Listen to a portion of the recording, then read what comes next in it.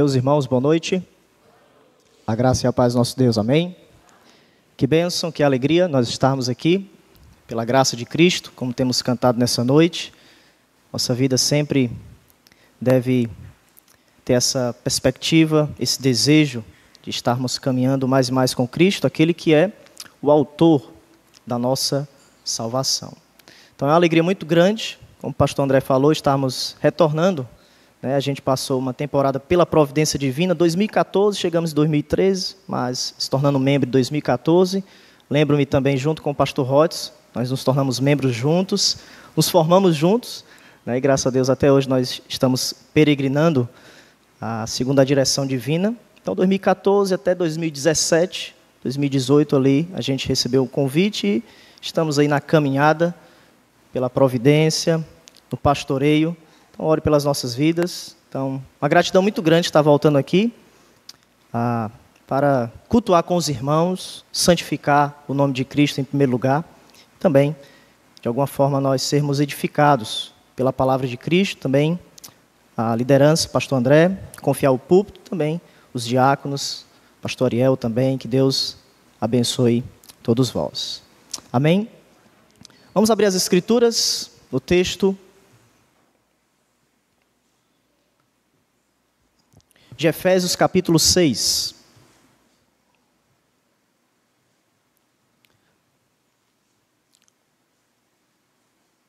Nós teremos 4 momentos nessa conferência e nós estaremos expondo esses versículos. Capítulo 6, versículo 10 até o 20. Nessa noite nós vamos nos concentrar os versículos 10 ao 13. Amanhã, na EBD, nós veremos as peças da armadura de Deus e, por fim, à noite, veremos o centro da batalha espiritual, que é a oração. Então, hoje nós veremos a visão da vitória. Se encontra nos versículos 10 ao 13 dessa maravilhosa epístola de Paulo. Mas nessa noite, como introdução, vamos ler todos os versículos. Efésios capítulo 6, os versículos 10 ao 20.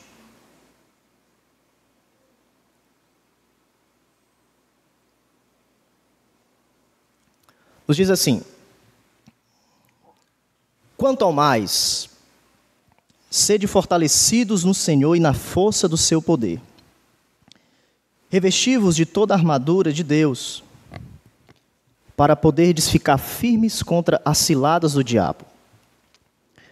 Porque a nossa luta não é contra o sangue e a carne, e sim contra os principados e potestades, contra os dominadores deste mundo tenebroso, contra as forças espirituais do mal nas regiões celestes. Portanto, tomai toda a armadura de Deus, para que possais existir no dia mau, e depois de terdes vencido tudo, permanecer inabaláveis. Estai, pois, firmes, cingindo-vos com a verdade, e vestindo-vos da couraça da justiça. Calçai os pés com a preparação do evangelho da paz, embraçando sempre o escudo da fé, com o qual podereis apagar todos os dardos inflamados do maligno.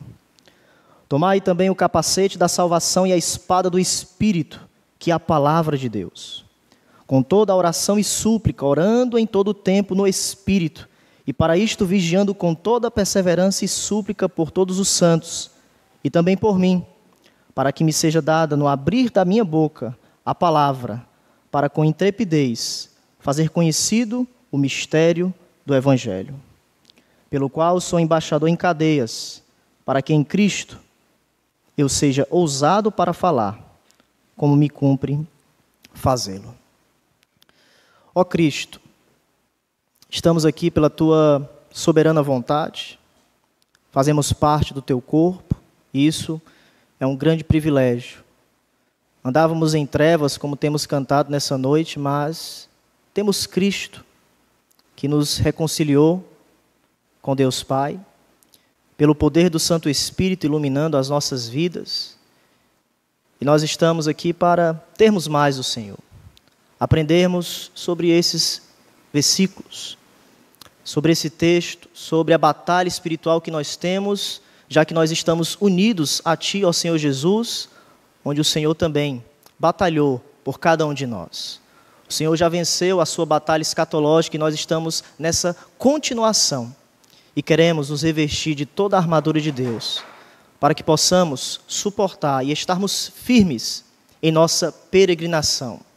E ao mesmo tempo, desejando o dia em que a nossa peregrinação se findará, pois nos encontraremos com Jesus. Por isso, ó Deus, nos ajuda nessa noite a compreendermos nesse interim, nesse processo da nossa peregrinação, a importância da batalha espiritual, a importância de nós entendermos as Escrituras para caminharmos segundo a Tua soberana vontade. Nós te pedimos isso, no nome de Jesus. Amém. Como todos sabemos, Efésios pode ser dividido de duas maneiras principais. Os capítulos 1 ao 3, nós temos a doutrina sendo estabelecida. E os capítulos 4 ao 6, nós temos a parte do dever. Embora essa distinção seja muito útil, há alguns escritores que têm dividido Efésios na parte do dever de uma maneira um pouco mais distinta, uma seção separada, que é o texto que nós acabamos de ler, Efésios capítulo 6, dos versículos 10 ao 20. Diante disso, nós teríamos 3 seções. Primeiro, as nossas riquezas, capítulo 1 ao 3, o nosso dever, capítulo 4 até o capítulo 6, versículo de número 9, e por fim, a nossa guerra ou a nossa batalha espiritual. 3 palavras poderíamos sintetizar o livro de Efésios: sentar, andar e levantar.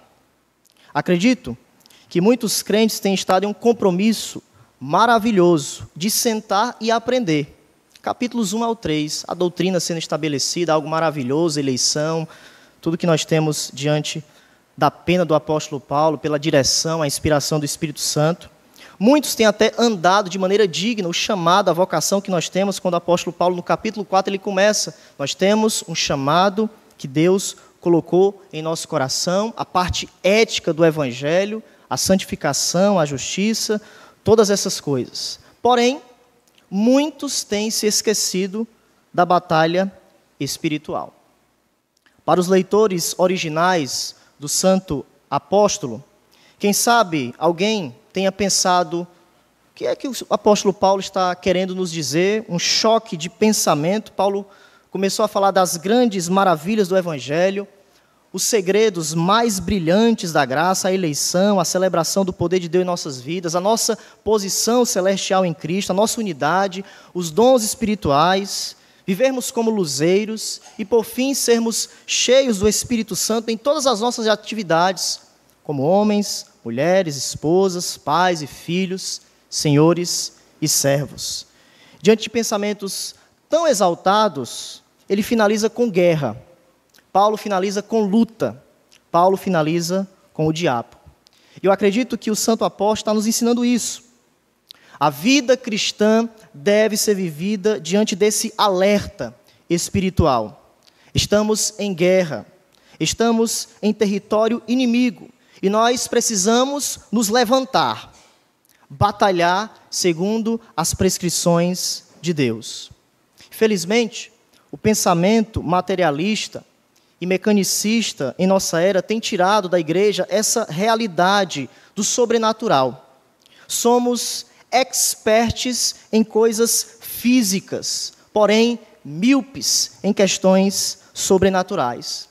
Sabemos que Satanás existe, já aprendemos sobre isso, nos sentamos e vemos sobre a doutrina aqui de Satanás, a doutrina dos anjos bons e dos anjos maus. Andamos e sabemos que esses anjos bons são espíritos ministradores que Deus coloca para nos servir segundo a tão grandiosa salvação. Porém, nos falta levantarmos para a batalha. Vivemos como se o mundo espiritual não existisse. Por isso, o nosso tema é muito oportuno. Batalha espiritual no contexto da igreja local. Essa batalha é minha e sua. Essa batalha faz parte do corpo de Cristo. E nesse capítulo, Paulo tem justamente essa intenção, esse alerta espiritual. Meus irmãos, vocês devem viver diante dessa cosmovisão bíblica. A cosmovisão que nós estamos peregrinando e nós estamos em guerra. Nós estamos em uma batalha espiritual. A visão central de todos esses versículos é a seguinte: viver uma vida agradável ao Senhor, se engajar em sua missão, a missão da igreja de Cristo, não é algo fácil, porque há poderosos seres sobrenaturais que criam estratégias para nos atacar. Por causa disso, Deus, pela sua providência, disponibiliza seu poder, seus recursos para os crentes, para que eles possam resistir aos ataques de Satanás e, ao mesmo tempo, avançar o reino de Deus neste mundo. Portanto, os crentes são chamados, neste capítulo, a se apropriarem dos dons de Deus, cultivarem as virtudes de Deus e, acima de tudo, orarem no Espírito como expressão de sua dependência ao Senhor, para que eles possam, diante disso, viverem a vida que Deus tem para cada um de nós. Como eu falei no início, hoje nós vamos nos concentrar nos versículos 10 ao 13. E Paulo vai nos falar aqui sobre a visão correta da batalha espiritual, a visão correta da nossa vitória. Nos versículos 10 ao 13, Paulo vai colocar a importância da dependência de Deus. Em primeiro lugar, no versículo 10, Paulo vai começar com uma exortação sumária. Olhe para as Escrituras. Paulo começa afirmando: quanto ao mas. Outras traduções colocam finalmente. Com essa palavra, Paulo finaliza tanto, ou ele está indicando que ele está finalizando a sua carta, como também colocando um novo parágrafo para a conclusão, o clímax da carta, que é batalha espiritual. Quanto ao mais, irmãos, preste atenção, a minha exortação sumária, a conclusão da minha carta é que nós estamos em guerra. Finalmente, preste atenção, porque eu tenho algo muito importante a dizer a todos vocês. E ele vai continuar: sede fortalecidos no Senhor e na força do seu poder.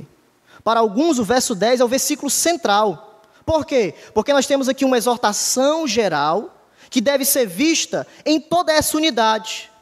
Toda a armadura deve ser vista sob a perspectiva da nossa vitória. Está aqui: sede fortalecidos no Senhor. Tudo deve girar em torno do Senhor. Deus coloca o seu poder sobre nós e Ele quer que cada um de nós vivamos segundo essa perspectiva.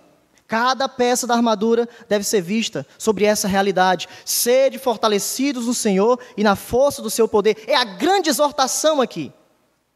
Sede fortalecidos no Senhor. Paulo exorta seus leitores, meus irmãos, à ação. E ao mesmo tempo, ele nos lembra que o poder, a nossa vivência espiritual, não vem de fontes externas, no sentido que nós precisamos observar, mas principalmente de algo lá do alto. É do Pai das luzes que vem todo o nosso poder. E Paulo usou esse mesmo verbo em 2 Timóteo, vamos para lá. A percepção da luta de Timóteo diante dos falsos mestres que ele deveria ter, diante do seu chamado. Paulo, utilizando o mesmo verbo, fortalecidos. E Paulo também vai falar essa mesma realidade para Timóteo. Capítulo de número 2, versículo 1, veja. 2 Timóteo, capítulo 2, versículo de número 1. Ele ordena a Timóteo a se fortalecer na graça de Deus. Tu, pois, filho meu, fortifica-te, seja fortalecido na graça que está em Cristo Jesus.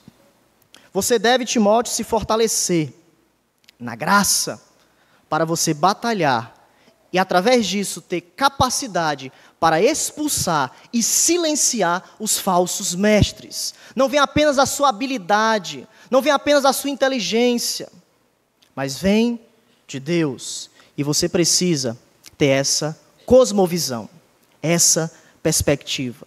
Mas também eu vejo essa linguagem aqui sendo colocada, evoca o chamamento de Deus para Josué. Josué capítulo 1, quando nós chegamos nesse texto do Antigo Testamento, é algo muito interessante. Quando Josué estava prestes a conquistar nessa liderança a terra de Canaã, Moisés faleceu, ele naquela preocupação, e agora, o que será da minha liderança? Mas Deus dá o segredo para Josué diante de inimigos que ele iria enfrentar. Josué deveria ser forte e corajoso na lei do Senhor. Josué capítulo 1, versículo de número 6, sempre essa palavra vai aparecer, ser forte e corajoso, porque tu farás este povo herdar a terra que sob juramento prometi dar a seus pais. Versículo 7, tão somente ser forte e muito corajoso, para teres o cuidado de fazer segundo toda a lei que o meu servo Moisés te ordenou. Então perceba, da mesma forma de Timóteo, ele deveria se fortificar na graça de Cristo, no suprimento de Cristo para ele. Josué no Antigo Testamento, na revelação de Deus, você deve ter coragem, você deve meditar em minha lei. É aqui onde vem a sua fortaleza. Você não pode esquecer que você está prestes a enfrentar inimigos mais poderosos do que você, mas existe algo além que você precisa abarcar, colocar o seu coração nisso, para que você seja bem sucedido. Medita em minha lei. Coloca a sua coragem, coloca o seu coração, coloca a sua vida, coloca a sua família na lei do Senhor. E da mesma forma, meus irmãos, é o povo de Deus. A revelação de Deus sempre demonstra que Deus está perante as nossas vidas, colocando o seu poder disponível a nós, e nós precisamos abarcar isso, crer nisso, viver isso segundo a sua revelação. Josué precisava ser forte no Senhor, na meditação na lei de Deus, e da mesma forma é cada um de nós. Diferente de Josué, que tinha exércitos inimigos, nós temos principados e potestades, mas a fonte sempre foi a mesma, e Deus sempre nos ensinou isso, é no Senhor. Sede fortalecidos no Senhor. A fonte de toda a nossa vida, de toda a nossa energia, de toda a nossa trajetória, vem do Senhor. Mas quando nós chegamos em Efésios, nessa revelação progressiva, veja, olhe, volte para o texto de Efésios. Nós temos agora Paulo colocando a realidade, e nós cantamos nessa noite, mais de Cristo. Onde está o clímax, o fortalecimento do poder de Deus? Quando nós lemos a epístola de Paulo aos Efésios, fica bastante nítido que é o nosso relacionamento com Jesus. Um relacionamento profundo com Jesus. Um relacionamento com Cristo ressuscitado, que está à direita de Deus, e Ele está com todo o poder.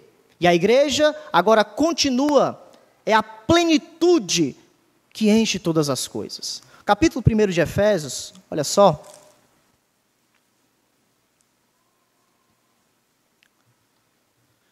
Capítulo 1, os versículos 18 e 19, a princípio, perceba.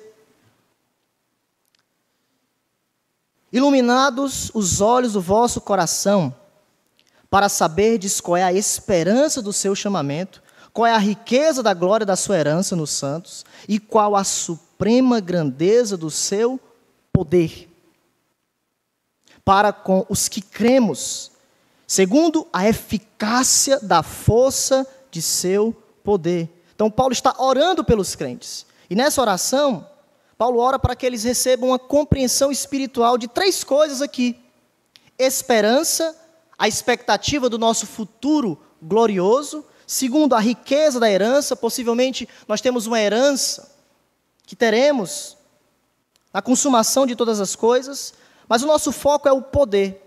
Paulo vai dizer, seu poder. Paulo, é interessante, quando você olha para esse verso, ele utiliza vários termos.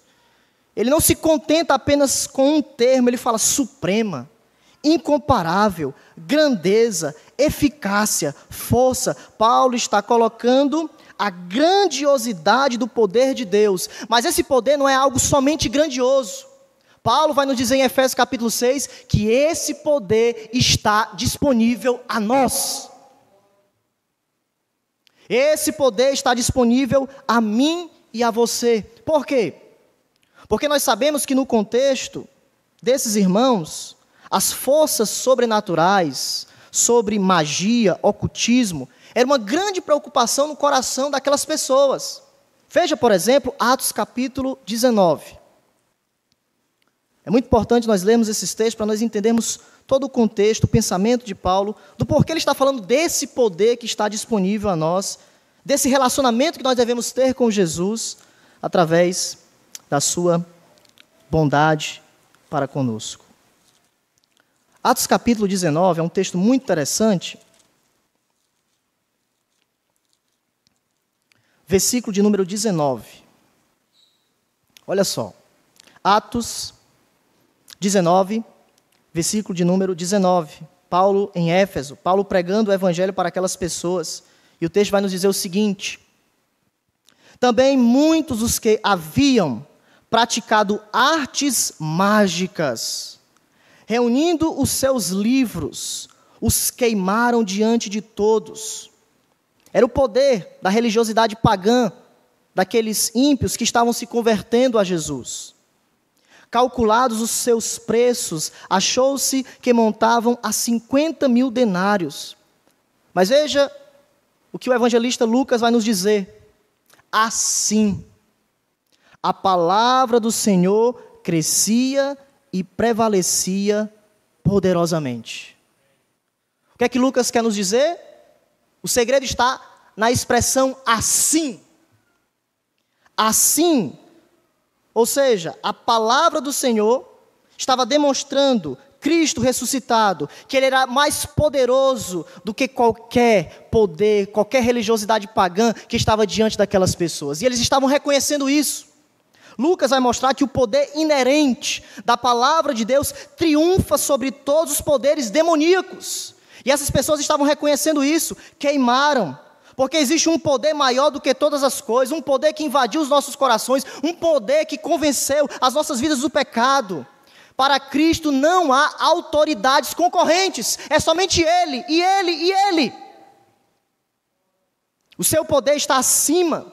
Colossenses vai nos dizer que Ele triunfou na cruz, despojou os seus inimigos. Mas Ele está à direita de Deus. E Paulo quer nos dizer isso. Esse poder que triunfou em seus corações, ele ainda quer estar ativo em suas vidas hoje. Porque Jesus está à direita de Deus, venceu todas as coisas, e através da nossa união com Ele, há uma participação de autoridade, de poder em nossas vidas nessa batalha espiritual. Capítulo 2 de Efésios.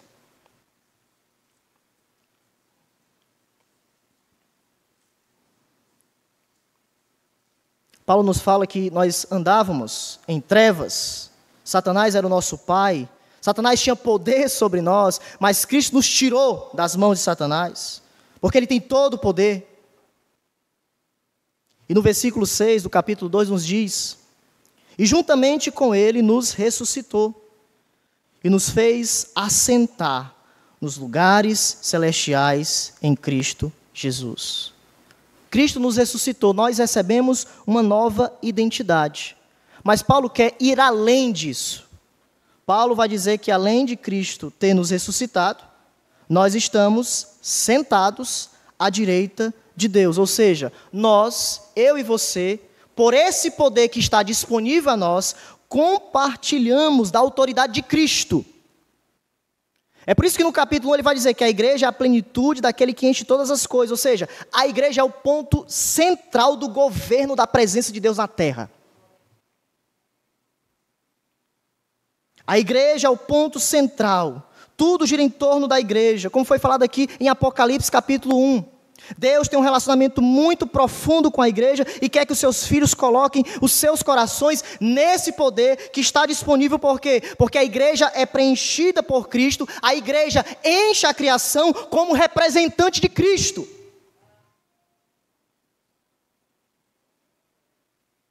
Essa representação, meus irmãos, é algo tão profundo para o nosso raciocínio, que quando nós voltamos para Efésios capítulo 6, Paulo vai repetir a sua terminologia.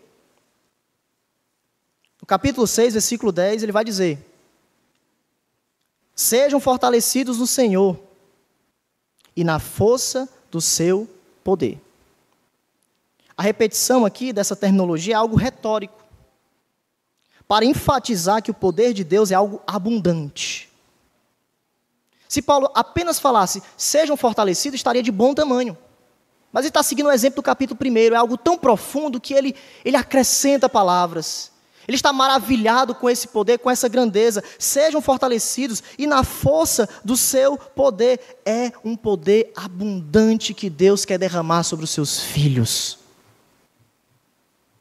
Meus irmãos, a aplicação do versículo 10 é simples. O poder de Deus está disponível a mim e a você. E nós precisamos buscá-lo. Nós precisamos clamar este poder. Cristo está à direita de Deus e Ele tem desejo, Ele quer derramar esse poder a mim e a você. E aqui eu lembro dos grandes avivamentos. Precisamos clamar a Deus por grandes avivamentos em nossa igreja, em nosso coração, em nossa família. É tempo, meus irmãos, nós clamarmos, Deus derrama o seu poder. O desejo de Cristo é que a santidade esteja em nosso coração, que nós tenhamos mais oração, mais leitura da palavra de Deus, sejamos uma igreja operosa. O poder de Deus está disponível a nós. Não se contente apenas com a naturalidade, cantar bons cânticos, estar na igreja, estar em uma comunhão. Se contente ou busque a sobrenaturalidade. É isso que Cristo tem para nós. Devemos buscar a sobrenaturalidade. Deus deseja isso para os seus filhos. Sejam cheios do meu poder, sejam fortalecidos em meu poder. Cristo está à direita de Deus e Ele quer colocar esse poder disponível a nós. Mas nós devemos buscar esse poder, clamar esse poder, desejarmos de todo o nosso coração para que possamos ser uma igreja sobrenatural, uma igreja cheia do poder de Deus. Então essa é a primeira verdade, essa exortação sumária, o poder de Deus está disponível a nós. Mas em segundo lugar, nós temos capacitação divina. Depois da exortação sumária, no versículo 11, Paulo introduz a metáfora da armadura de Deus. Paulo agora explica como os crentes devem ser espiritualmente equipados para resistir os seus inimigos.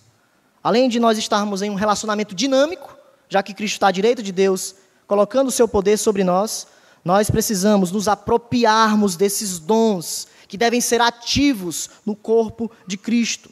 Cultivarmos essas virtudes, é o ponto do apóstolo Paulo aqui. E ele faz isso pela palavra revestivos. Revestivos de toda a armadura de Deus. O que é que Paulo está dizendo aqui? Expandindo o conceito de sermos fortalecidos no Senhor. Como é que nós somos fortalecidos? Quando nós nos revestimos do meio de Deus, que é a sua armadura. A palavra revestivos sempre é usada por Paulo no sentido metafórico de se apropriar de algo. A ilustração que sempre utilizamos é tirarmos as roupas velhas e colocarmos as roupas novas. Colossenses capítulo 3, versículo de número 10, nós temos esse revestimento. A capacitação divina que está disponível a nós. Colossenses capítulo 3, versículo 10, nos diz assim: e vos revestistes do novo homem. E vos revestistes do novo homem. O que é isso? Nova natureza. Vocês devem a cada dia se revestirem da nova natureza, que se refaz, que se renova para o pleno conhecimento. Essa palavra pleno conhecimento indica que a transformação dos crentes é um processo que está em andamento. Você não pode parar no revestimento. Você precisa ter vários revestimentos. Continuamente. Porque a armadura de Deus está disponível a nós em todos os momentos de adversidade, dificuldade que nós enfrentaremos. Efésios capítulo 4, nós temos também essa correspondência. Muito parecido o versículo.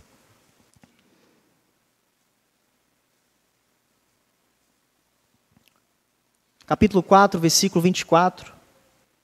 E vos revistais do novo homem, criado segundo Deus. A nova criação aqui, Deus nos criou imagem e semelhança, essa imagem foi quebrada, mas na nova criação nós somos refeitos em Cristo, a nova criação já começou. A velha criação está se findando e a nova está a cada dia crescendo para ser consumada. Criada segundo Deus, em justiça e retidão procedentes da verdade. Então, quando nós chegamos em Efésios capítulo 6, Paulo entende que se revestir do novo homem é o mesmo que você se vestir ou colocar a armadura de Deus. Em outras palavras, é conhecer a verdade de quem nós somos, a nossa união com Cristo, cultivarmos a nossa nova identidade.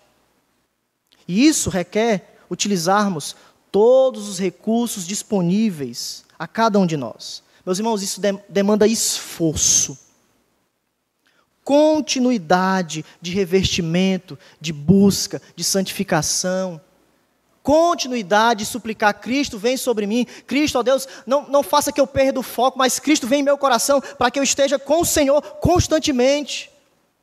Eu fui criado em Cristo, eu sou uma nova criatura, por isso, ó Deus, vem sobre mim.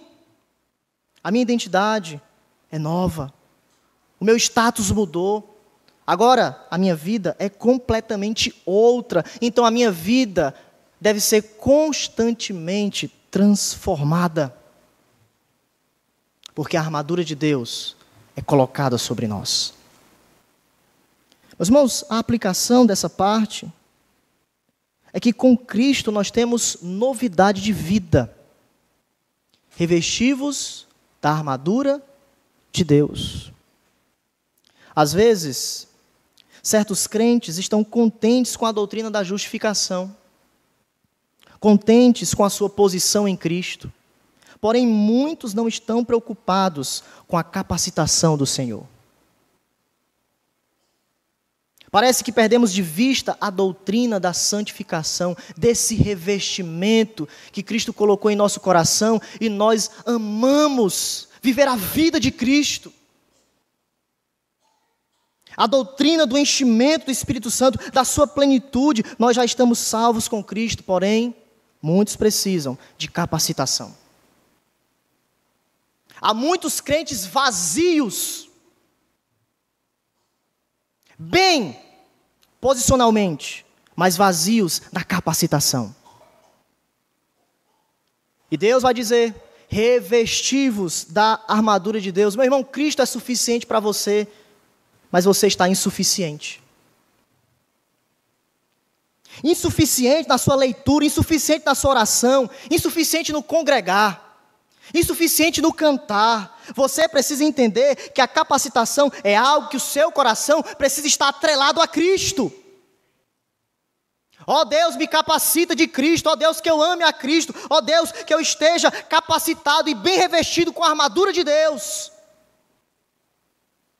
Não somente sentar e aprender, mas levantar e viver a vida de Deus.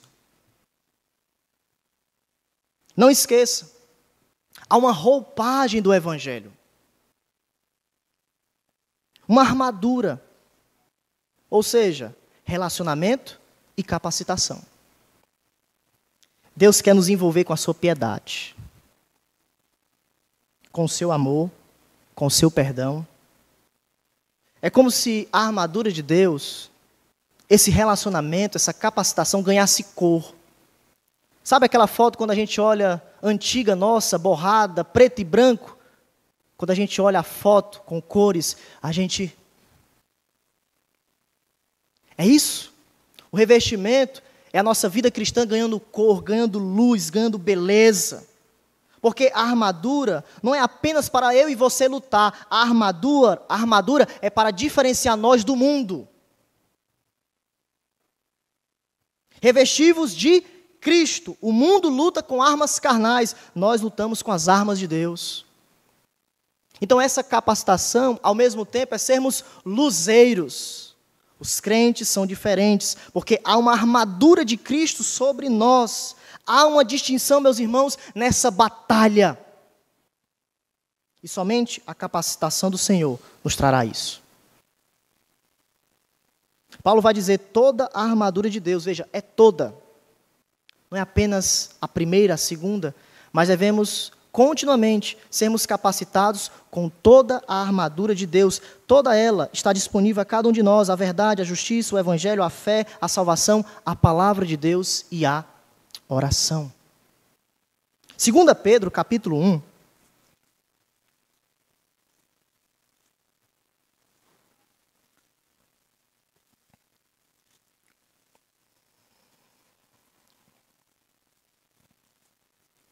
Segunda Pedro, capítulo 1, versículo de número 3.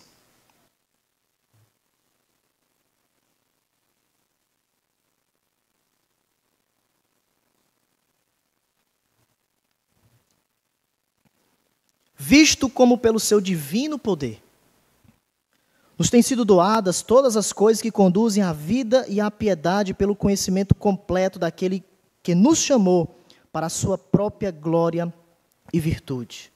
Veja, Deus proporcionou bênçãos para os crentes em todas as coisas pertinentes à vida. Todo o poder me foi dado e eu concedo a vocês. E na continuação do versículo, Pedro vai nos dizer, agora vocês devem buscar diligentemente essa maturidade espiritual.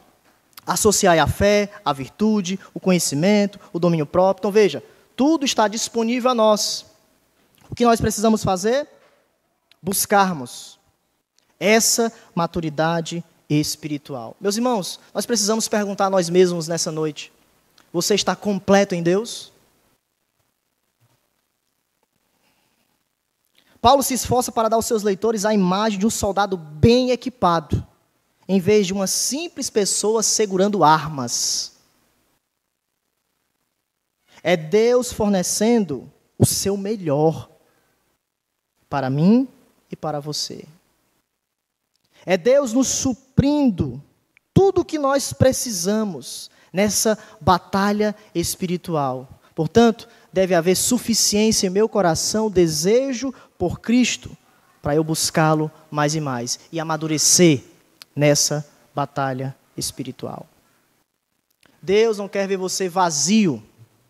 Deus quer que você esteja bem equipado, bem capacitado, completo com os meios que Ele estabeleceu em sua palavra. Terceira coisa, voltemos para Efésios. Nós temos agora a luta espiritual. Vimos a disponibilidade desse poder, através disso, o seu revestimento, precisamos, cada um de nós, sermos capacitados. E, em terceiro lugar, nós temos a luta. Paulo agora vai argumentar que nós precisamos do seu poder porque enfrentaremos uma variedade de ataques bem planejados. O foco dele é a luta sobrenatural. Paulo, então, fornece a razão pela qual essa armadura espiritual, divinamente dotada, é necessária. Ele vai dizer, para, propósito, a razão, poderdes ficar firmes contra as ciladas do diabo. Paulo lembra os crentes que o diabo está ativamente planejando, criando estratégias sobre como fazer o povo de Deus tirar o seu foco. Portanto, a primeira coisa nessa luta espiritual é o objetivo da luta. O objetivo é a firmeza. Essa palavra firme, se você olhar para o texto, Paulo vai colocar 4 vezes. Versículo 11, na parte B, ficar firmes. Versículo 13, possais existir.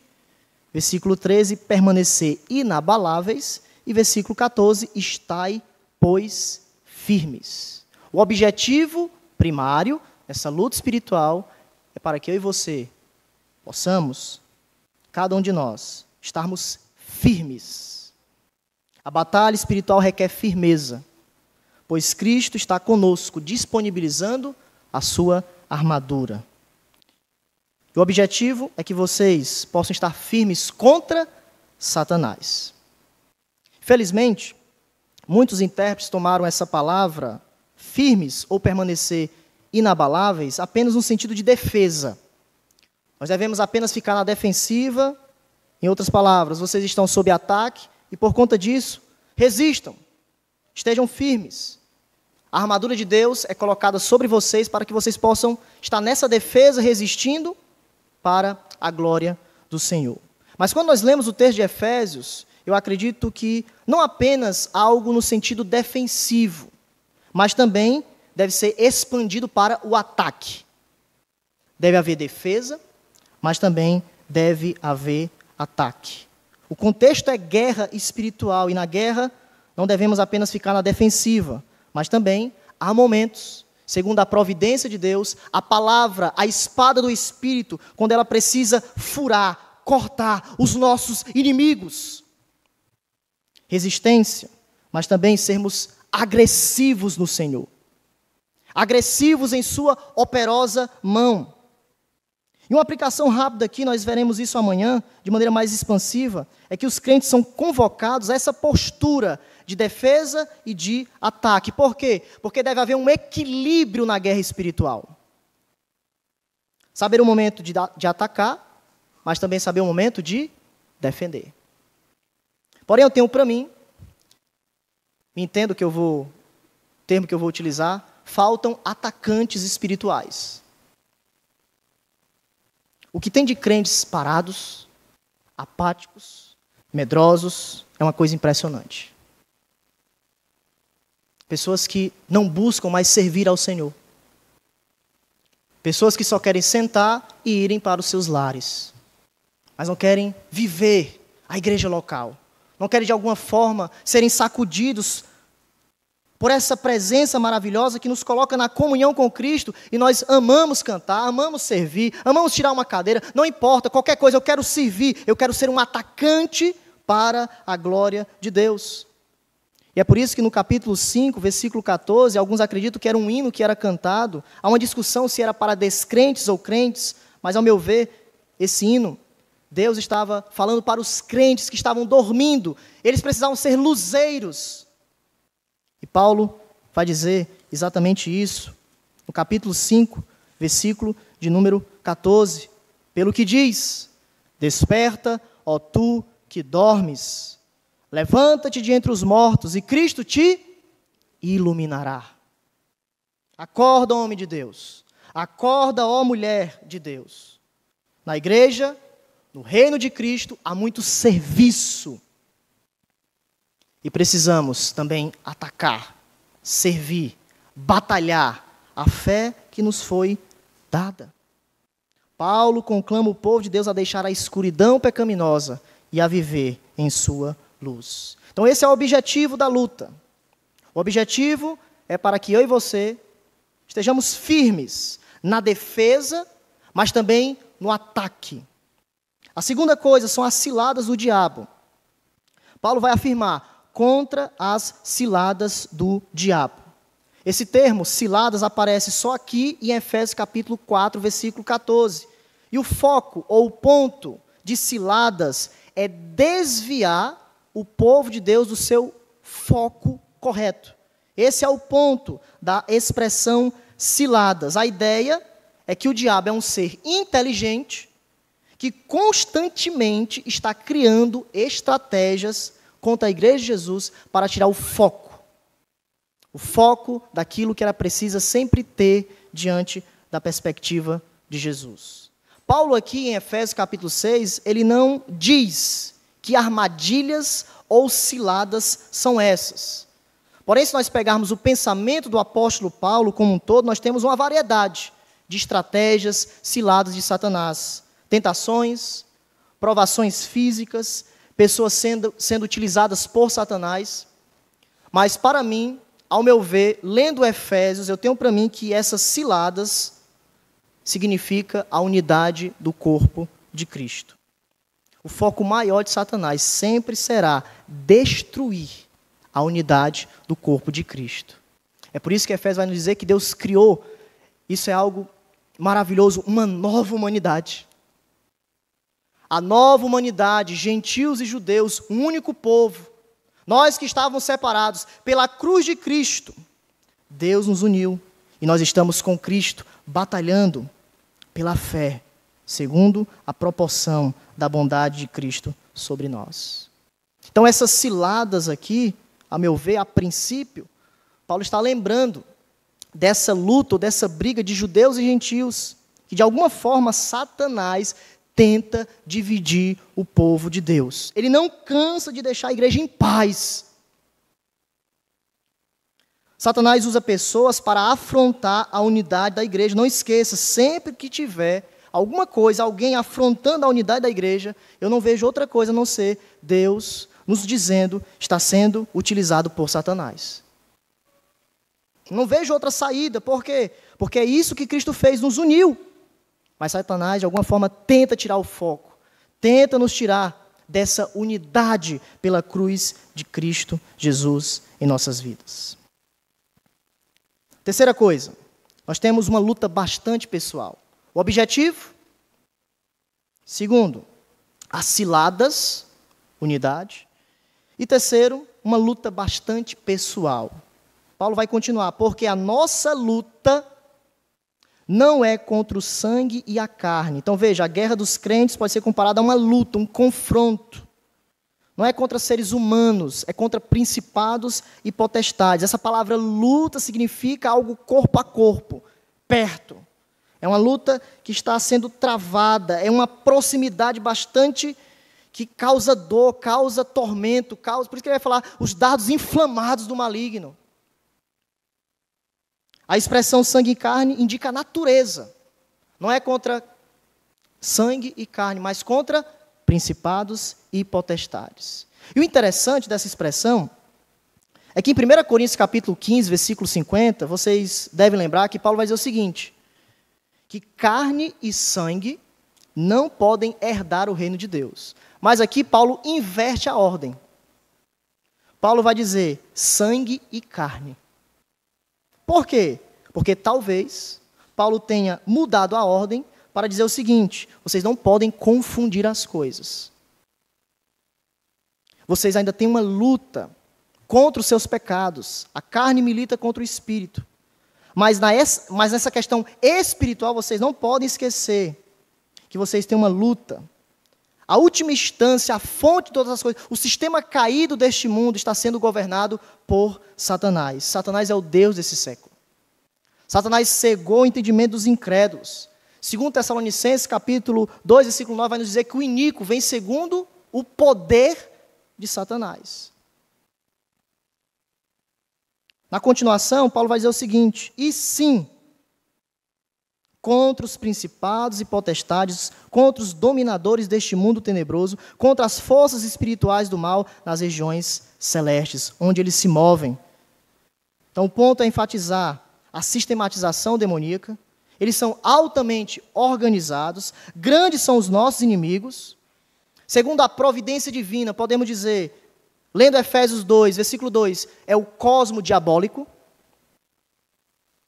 Mas Satanás está diante do poder de Deus. E nós precisamos entender que nós estamos nessa perspectiva da sua soberania, lutando contra esses inimigos que já foram vencidos. Atos capítulo 26, veja.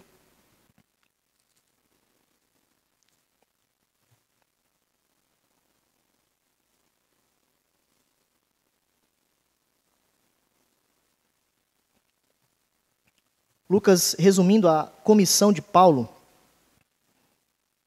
sobre essa luta, corpo a corpo, essa luta bastante próxima. Atos 26, 18.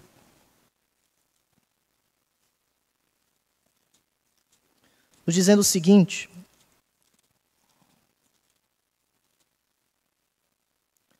para lhes abrir-lhes os olhos e os converteres das trevas para a luz e da potestade de Satanás para Deus, a fim de que recebam eles remissão de pecados e herança entre os que são santificados pela fé em mim. Então veja, evangelizar, pregar as boas novas é luta.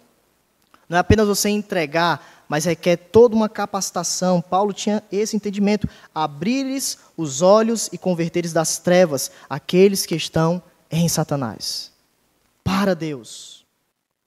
Então a aplicação que nós aprendemos aqui, nessa luta espiritual, objetivo, ciladas, e por fim, algo que é corpo a corpo, a nossa luta deve ser travada com as armas espirituais de Deus. Porque nós estamos envolvidos em uma batalha sobre-humana. Para ter sucesso, eu e você precisamos ter essa perspectiva. Devemos ir além do discurso evangélico. Além. Precisamos ter uma convicção profunda. Meus irmãos, Satanás e seus demônios existem, não esqueça disso. A batalha espiritual é real. Às vezes, muitos zombam de certos crentes sobre as loucuras que vemos nessa temática sobre batalha espiritual, mas é aí onde está a sua estratégia. Ele tem confundido, enganado a muitos. E muitos que estão ativos nessa batalha, porém de maneira incorreta, desenfreada, não têm percebido a importância dessa batalha ou dessa luta espiritual. E nós, que gostamos tanto do termo reformado, precisamos estar alertas. Eu e você precisamos ter discernimento espiritual. É uma luta. Precisamos estar firmes, precisamos atacar. Por quê? Porque não é contra sangue e carne, mas sim contra principados e potestades. E por fim, em quarto lugar, nós temos a dependência total de Deus. Efésios capítulo 6, versículo de número 13. Paulo conclui e finaliza essa visão da vitória de maneira bastante parecida com a sua exortação no versículo 11. Portanto, tomai toda a armadura de Deus. A razão, no versículo 11, como vimos, ficarmos firmes. E aqui Paulo acrescenta: para que possais resistir no dia mau. Tempos críticos. Os dias são maus. A presente era é marcada por aflição, por tentação. E por isso precisamos da sabedoria de Deus. Em Efésios 6, Paulo prevê, melhor dizendo, a potencialidade dos ataques demoníacos. Nessa luta espiritual, vai ter momentos que o dia será mau. E quando o dia estiver muito tenebroso, parece que é nesse momento que Satanás vem como um leão, querendo nos devorar. No sofrimento ele diz: Deus não está contigo. Ele tenta colocar dúvida em nosso coração nos momentos de tribulação. Como nós veremos amanhã, é aí onde nós devemos colocar a armadura ou a peça da justiça, do nosso status diante de Deus. Quem eu sou em Jesus. Dos nossos fracassos, dos nossos pecados. Vivemos uma vida completamente dependendo do Senhor em todas as instâncias. Estarmos vestidos com a armadura de Deus. Por quê? Porque depois de ter vencido tudo, vocês irão permanecer inabaláveis. Isso se refere aos preparativos necessários. Eu e você precisamos estarmos completamente armados, capazes. Por quê? Porque quando a batalha começar, você que já tem se revestido, você conseguirá concluir essa batalha espiritual. Portanto, meus irmãos, nesses versículos, nessa introdução de Paulo, sobre essa exortação sumária, sede fortalecidos no Senhor e na força do seu poder, Deus nos afirma que Cristo ascendeu aos céus, derramou dons aos homens. Ele quer que cada um de nós cultivemos essa nova vida, essa identidade, esse poder que está disponível a nós, essa capacitação, porque a luta é sobrenatural. O objetivo é para que você esteja firme, resista, para que possamos, naquele grande dia, nos encontrarmos com o Senhor de maneira completa nele. Obrigado, Senhor. Nós te agradecemos por esses versículos, por esse texto. Ajuda-nos nessa carreira, nessa peregrinação, diante da nossa batalha espiritual. No nome de Jesus. Amém.